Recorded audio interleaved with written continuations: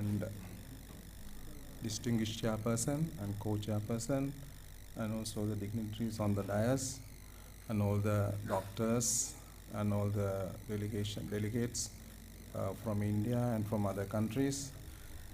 Ladies and gentlemen, my dear colleagues, I think this is an historical event taken place in Ayurvedic sector, which has not been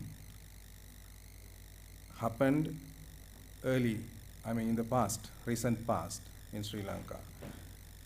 We all know Ayurveda is a regional system. In Sri Lanka, we call it Sri Lankan traditional medicine or indigenous system of Sri Lankan medicine. But whatever it is, the term we use, the tradition is not a pure tradition which can be called Sri Lankan indigenous system or Indian system. Therefore, Ayurveda is a universal system. It does not belong to any country. It does not belong to any nation. It belongs to the world. We can call it as a global system. Therefore, under this global flag, Ayurveda flag, we gathered here to have an interactive session between Sri Lankan and Indian scholars or the Ayurvedic doctors or the academics and other practitioners to make a fruitful discussion on rasa medicine, which is now we have named as Rasashastra Sambhasha. Now let me shortly give an introduction in Sri Lanka how the Rasashastra or the rasa medicine, I don't know what, first I want to make a request whether we are going to use the Ayurvedic term rasa medicine or are we going to find another technical term, because I have seen many terms used by many authors for this rasa medicine in their texts, like metallic medicine, sometimes it is herbo-mineral preparations, sometimes iatrochemistry, many terms. But I have a basic question. Are we really comfortable with these terms which are given by the European culture? Because in 17th or 16th and 17th century, there was a huge exchange between the Oriental cultures and the European pre-colonial cultures on this traditional knowledge. They have taken plenty of enormous system of or the knowledge from our cultures or traditional knowledge from our countries. Now, Dr. Rai, in his very famous book, A History of Hindu Chemistry, he has very clearly mentioned that the chemistry is one of the branches of science which had been taken by the European countries and developed as their own. I don't know what is the truth behind that statement, but we know very clearly that many of our traditional knowledge had been taken away from our country, especially the botanical knowledge, which was used by Linnaeus classification. Now, the very famous book Hortus Malabaricus was supported by very eminent Ayurvedic practitioners in Kerala, and now it has become a world renowned classical text for the botanical studies. Now, in that way, I want to know whether are we going to expose this rasa medicine for a scientific terminology? Are we looking for, because terminology is very important. It is a question in front of you. I am going to put the question before the scholars in the forum. Can we develop a terminology away from the mainstream science?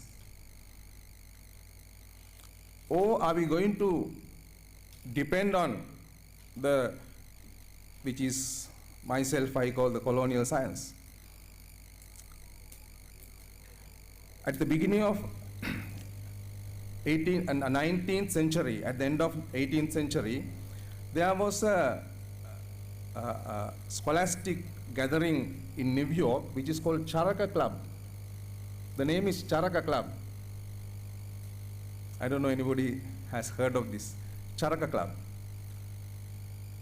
The exclusiveness of this gathering, all the members of this Charaka Club are Western doctors, all well-known doctors like Osler and all these, the very eminent characters in Western medicine. But the funny thing is, in Charaka Club, there was no Ayurvedic doctor there, right? That is the problem. But they have used this name Charaka for their academic discussions and many kind of high-level scholarly discussions and sessions. Anyway, I'm not going to elaborate on the topic very much. We have time for getting your opinions and the entertaining your idea. But my duty is to first welcome all the doctors who have come for the workshop. First, I would welcome all the Sri Lankan doctors who have participated from various parts of the island. I know some of them are from the government institutes, some of them are private practitioners, but I have met some people who have come from Jaffna, northern part, especially our friends from northern part and the eastern part who have come from very far, including you. I welcome all the colleagues. Then, because you are the most important part of this workshop, that's why firstly I welcome you.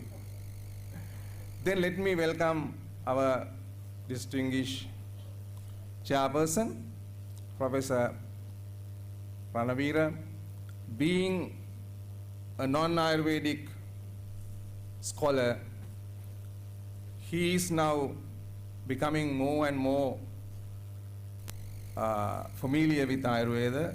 I heard from him in the morning that he had something, he had done some homework for this workshop to study about Rasashastra and to gather some information to summing up the session. That is a good news, because we need more non-Ayurvedic scientists to come into our team to work together. And also we will expect Professor Shirani Ranasinghe from University of Peradeniya, head of Biochemistry Department of Medical Faculty of Peradeniya, and she is a professor who has done some research on toxicity of rasa medicine, and also we will welcome that professor also. And we have co-chair Dr. Tennako, director of National Hospital, Ayurvedic National Hospital.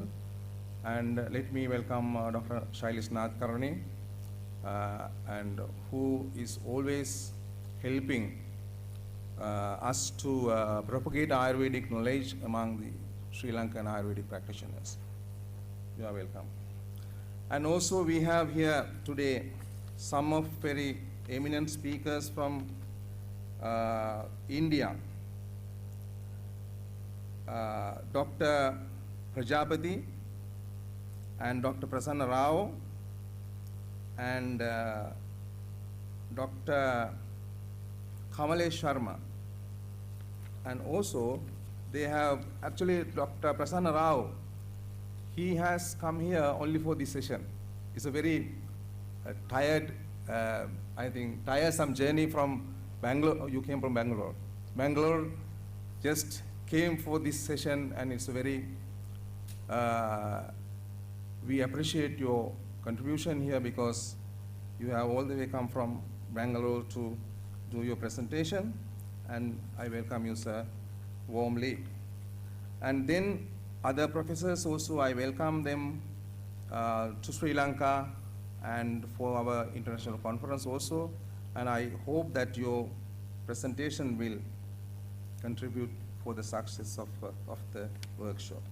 And also we have some our Sri Lankan presenters, Dr. Sudat Alahakon. Probably he would, sometimes he would not be participating, but then we have Dr.